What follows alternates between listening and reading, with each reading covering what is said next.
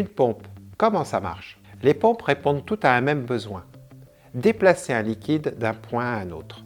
Le rôle d'une pompe est de communiquer de l'énergie au liquide pompé. Cette énergie est ensuite transformée en débit et en pression en fonction des besoins. De manière générale, il existe deux types de pompes: les pompes centrifuges et les pompes volumétriques. Parlons des pompes centrifuges. Une pompe centrifuge est composée d'un moteur, d'une ou plusieurs roues mobiles, d'un corps de pompe. Le moteur sert à entraîner la ou les roues en rotation. La roue est le cœur de la pompe. Mise en rotation, elle entraîne le liquide dans un mouvement de spirale qui, grâce à l'effet centrifuge, lui permet d'emmagasiner de l'énergie. Cette énergie se transformera par la suite en pression et en débit. Le diffuseur permet de canaliser le liquide pompé de la bride d'aspiration vers l'axe de la roue mobile.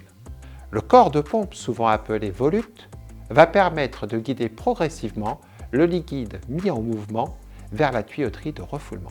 C'est la vitesse de rotation de la roue qui détermine les performances hydrauliques de la pompe. On distingue deux types de construction: la construction à rotor noyé, spécifique au circulateur, la construction à rotor sec pour le reste des pompes.